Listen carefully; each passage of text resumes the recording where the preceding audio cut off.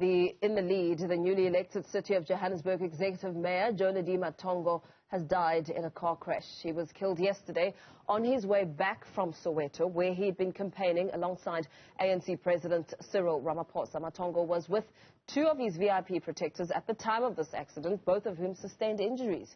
The 46-year-old mayor had only been in office since the 10th of August this year. We're now joined by DA mayoral candidate for Johannesburg, Dr. Mpho Phalatse, who is also a former health NMC. Dr. Phalatse, very good morning to you.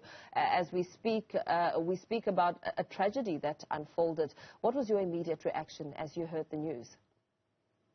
I was devastated. I cried a lot through the night. And this is not just a loss for the African National Congress. I know it's a loss for his family and loved ones as well. It's a loss for the DA caucus as well. It's a loss for democracy. Jolidee was to most of us a friend, a brother. He understood the environment we work in. He understood the need for cooperation, collaboration. He was always there. He was accessible. He was supportive. He was everything you would want in an opponent in politics. Always there, supportive. Tell us more about, what you know about him as a person. You describe his work and the significance and the gap that he leaves. I think I related to him on many levels. Within our DA caucus, if I speak on behalf of my colleagues, a lot of my colleagues who served with Jolidee in committees always spoke very fondly of the experience of working with him, how he listened, how he always tried to bring ideas together, how he was supportive of other parties in committees, and how he took correction where the African National Congress was wrong and the Democratic Alliance was right. He would always concede, and he would say to his colleagues, the DA is right, let's take this report back. So he was that type of person. He was always caring about newer councillors in council, in caucus and in committees. He always wanted to offer support to those who were struggling. I know that I personally also experienced that. I started in politics, in council in 2016. Jolidee was then the Joburg regional spokesperson for the ANC, and we often butted heads in debates as I was the MMC for health and social development. But he'd always come back, in council, and he'd always joke about these things. He had a great sense of humor. Through many milestones in my political career, he would be just a phone call away, or he would phone. In 2019, when we lost the city, I had applied to be the DA's candidate and I didn't get it. And he called me and he said, I'm sorry you didn't get it, but I hope you've learned something from the experience. And lately, when my candidacy was announced, he also phoned to say congratulations. He jokingly started calling me your worship, and he said to me, I cannot wish you a win, but all the best, and that's just the person he was. He was personal. He really, really cared. He was an amazing human being and an amazing councillor to work with. You describe a man with really good qualities, and we know that he was elected unopposed as Joburg mayor, and that leaves a major gap for that role.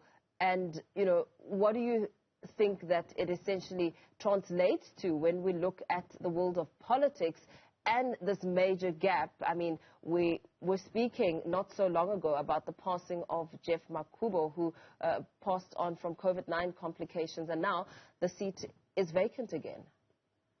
The city had been on political autopilot, before the election of Mayor Matongo, and sadly we found ourselves in the same situation just a few weeks away from the elections. It's going to be quite interesting how things will unfold. We'll probably go into that same autopilot mode where the city manager then takes on the reins of the city. It's too early to say what's going to happen. We've got an election in literally a few weeks, very close by.